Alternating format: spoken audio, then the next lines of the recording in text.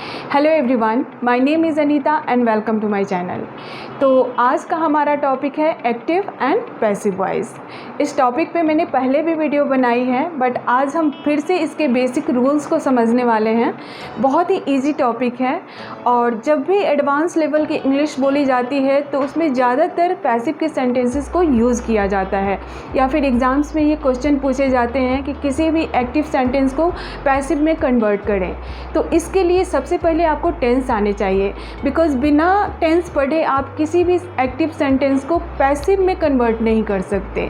तो एक बार फिर से सजेस्ट करूँगी कि पहले आप टेंस पढ़ें, उसके बाद पैसिव वॉइस, ताकि आपके लिए ये टॉपिक आसान हो जाए।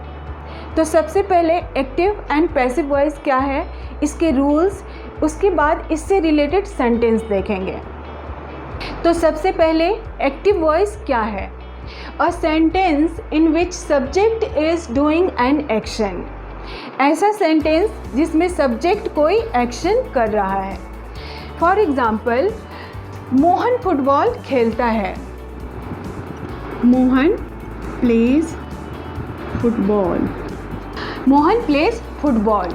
अब ये जो सेंटेंस है ये एक्टिव वॉइस का सेंटेंस है, बिकॉज़ यहाँ पे जो सब्जेक्ट है वो एक्शन कर रहा है, इसलिए ये एक्टिव वॉइस का सेंटेंस है। और ऐसे सेंटेंस को फॉर्म करने के लिए जो स्ट्रक्चर यूज़ किया जाता है वो है सब्जेक्ट, वर्ब की फर्स्ट फॉर्म और ऑब्जेक्ट। तो फुटबॉल जो है वो ऑब्जेक्ट है, ठीक है। अब इसी सेंटेंस को अगर मैं इस तरीके से बोलती हूँ, फुटबॉल मोहन के द्वारा खेला जाता है, तो सेंटेंस क्या बनेगा? Football is played by Mohan. Football is played by Mohan. Football Mohan के द्वारा खेला जाता है। तो अब एक ही सेंटेंस को मैंने दो तरीके से बोला और दोनों का मतलब सेम है। तो जो फर्स्ट सेंटेंस है ये एक्टिव वॉइस है, क्योंकि इसमें सब्जेक्ट एक्टिव है, एक्शन कर रहा है।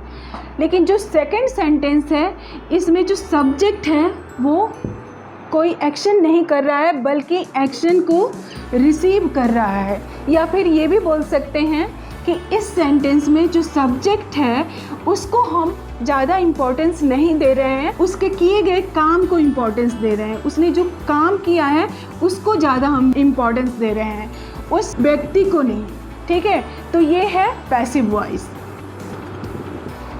तो एक्टिव वॉइस जिसमें एक्शन करने वाले को इम्पोर्टेंस दिया जाता है, एक्शन को नहीं। और पैसिव वॉइस जिसमें एक्शन को इम्पोर्टेंस दिया जाता है, एक्शन करने वाले को नहीं। तो ये तो क्लियर हो गया कि एक्टिव वॉइस क्या है और पैसिव वॉइस क्या है। अब हम इसके कुछ बेसिक रूल्स को समझते हैं। तो जब भी हम किसी भी एक्टिव सेंटेंस को पैसिव में कन्वर्ट करते हैं तो जो एक्टिव सेंटेंस का सब्जेक्ट है वो ऑब्जेक्ट की तरह यूज़ होगा, और जो ऑब्जेक्ट है वो सब्जेक्ट की तरह यूज़ किया जाएगा पैसिव सेंटेंस में। सेकंड है यूज़ हेल्पिंग वर्ब बी के फॉर्म्स। तो जब भी हम पैसिव वॉइस वाले सेंटेंस बनाएंगे तो उसमें हमेशा बी के फॉर्म्स जो होते हैं हेल्पिंग वर्ब, उसका यूज़ किया जाएगा। तो बी के फॉर्म्स क्या होते हैं? Is, am, are, was, were, be, been, being. तो ये सारे हेल्पिंग वर्ब बी के फॉर्म्स हैं। नेक्स्ट है V3, यानी कि वर्ब की थर्ड फॉर्म। तो हमेशा जब भी पैसिव सेंटेंस बनाया जाता है तो उसमें वर्ब की थर्ड फॉर्म का ही यूज़ किया जाता है। तो यहाँ पे मैंने एक्टिव वॉइस के हेल्पिंग वर्ब्स को लिखा हुआ है और ये है पैसिव के हेल्पिंग वर्ब्स। सबसे पहले है प्रेजेंट इंडेफिनिट। वी की फर्स्ट फॉर्म और सब्जेक्ट के अकॉर्डिंग एस या एस का यूज़ करते हैं। नेगेटिव सेंटेंस के लिए डू या डज। तो जब भी हम प्रेजेंट इंडेफिनिट टेंस वाले सेंटेंस को पैसिव में कन्वर्ट करेंगे तो इज़, एम, आर और वर्ब की थर्ड फॉर्म का यूज़ करेंगे। नेक्स्ट है V2, यानी कि पास्ट इंडेफिनिट।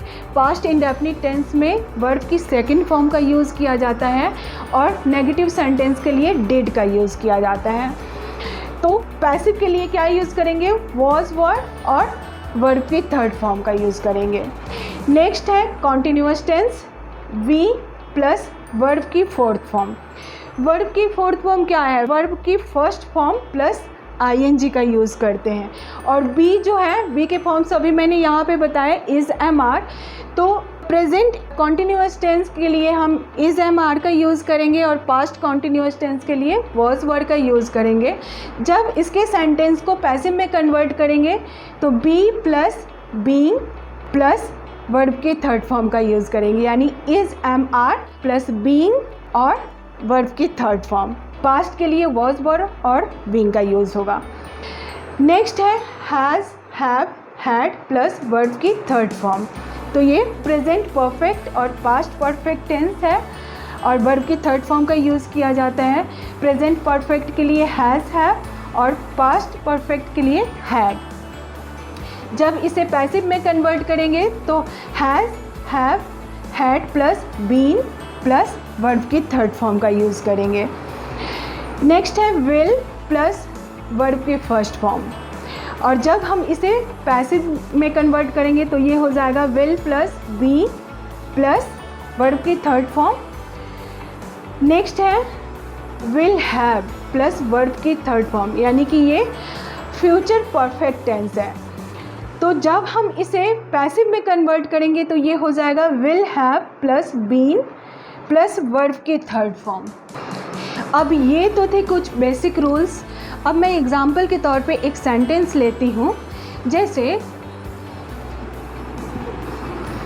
राम एक किताब पढ़ता है। Ram reads a book. तो राम जो है एक सब्जेक्ट हुआ, रीड्स वर्ब और बुक एक ऑब्जेक्ट हुआ। तो जब हम इस सेंटेंस को पैसिव में कन्वर्ट करेंगे तो ये हो जाएगा राम के द्वारा एक किताब पढ़ा जाता है। तो उसके लिए हम क्या करेंगे, जो इस सेंटेंस में ऑब्जेक्ट है उसे हम एज ए सब्जेक्ट यूज़ करेंगे। तो अ बुक एक ऑब्जेक्ट है तो उसे हम सब्जेक्ट की जगह पे लिखेंगे अ बुक। अब कौन सा हेल्पिंग वर्ब यहाँ पे यूज़ होगा, इसके लिए हम इस सेंटेंस में जो वर्ब है उससे हमें पता चलेगा कि ये जो सेंटेंस है वो कौन से टेंस का है।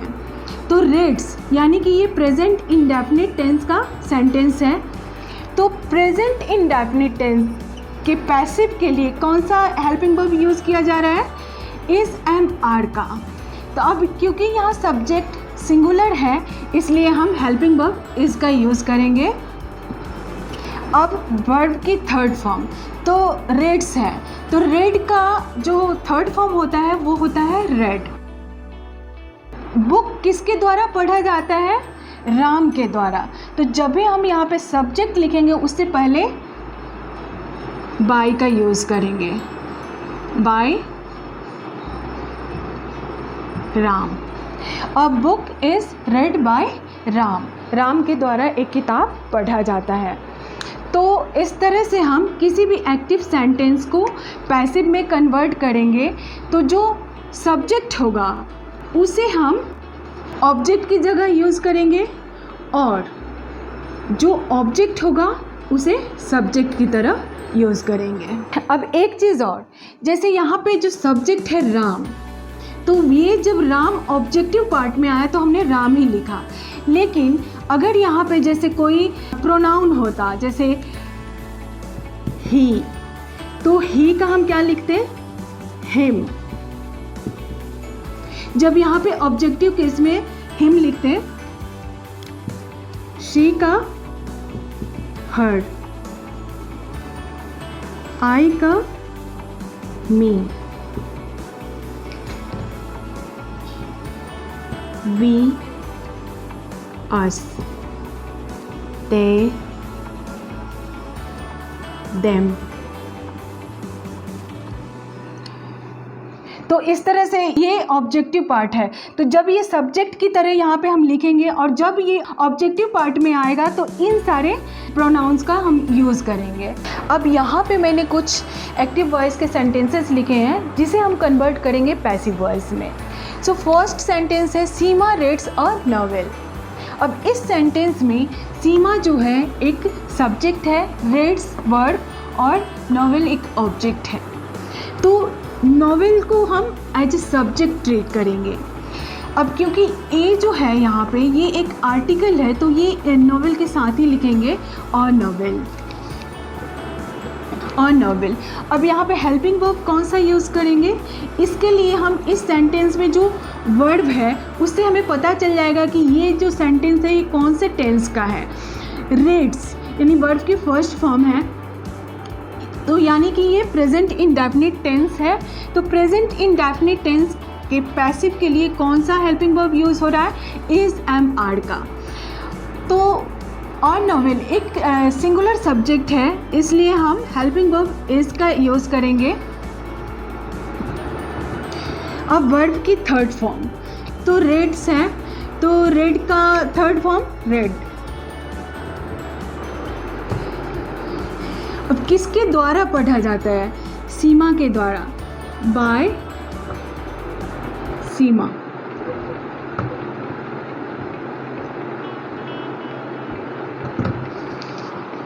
अब जो सेकंड सेंटेंस है, someone has cleaned the Windows, तो विंडोज़ एक ऑब्जेक्ट है, द आर्टिकल है, इसलिए हम द विंडोज़ को सब्जेक्ट की जगह पे लिखेंगे द विंडोज़। अब इस वाले सेंटेंस में हेल्पिंग वर्ब हैज़ है और मेन वर्ब क्लीन्ड है, तो इससे हमें पता चल रहा है कि ये प्रेजेंट परफेक्ट टेंस है।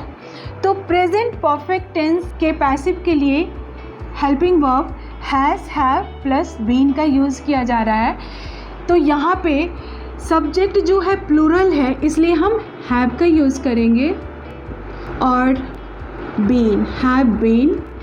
अब वर्ब की थर्ड फॉर्म, तो यहाँ पे एक्टिव वाले सेंटेंस में भी वर्ब की थर्ड फॉर्म को ही यूज़ किया गया है, तो इसे हम एज इट इज़ उतार लेंगे। क्लीन्ड किसके द्वारा किया गया है, someone, by. The windows have been cleaned by someone. Next है the hunter killed the lion. Lion object है और द जो है आर्टिकल है, तो द लॉयन हम लिखेंगे द लॉयन। अब जो किल्ड है, इससे हमें पता चल रहा है कि ये पास्ट इंडेफिनिट टेंस है, तो पैसिव के लिए जो हेल्पिंग वर्ब यूज़ हो रहा है वो है वॉज, वर्ड। तो द लॉयन सिंगुलर सब्जेक्ट है, इसलिए हम वॉज का यूज़ करेंगे। किल्ड तो ये सेकंड फॉर्म है और इसका थर्ड फॉर्म भी किल्ड ही होता है। किल्ड किसके द्वारा मारा गया, द हंटर, तो by the hunter. The lion was killed by the hunter. Next sentence है सीता हैज़ मेड फूड, तो फूड जो है ऑब्जेक्ट है, Sita subject, has helping verb और मेड वर्ब की third form. Again it is present perfect tense. Food को हम as a subject लिखेंगे, food has, have plus been, तो बीन का यूज़ करेंगे। मेड जो है वर्ब की थर्ड फॉर्म है, तो इसे हम एज इट इज़ लिख देंगे। मेड किसके द्वारा बनाया गया, सीता के द्वारा, तो by Sita. Food has been made by Sita. Next sentence है Ram will solve the problem. Will यानी कि future indefinite tense. Future indefinite tense के पैसिव के लिए यूज़ होगा विल प्लस वी, तो द प्रॉब्लम विल बी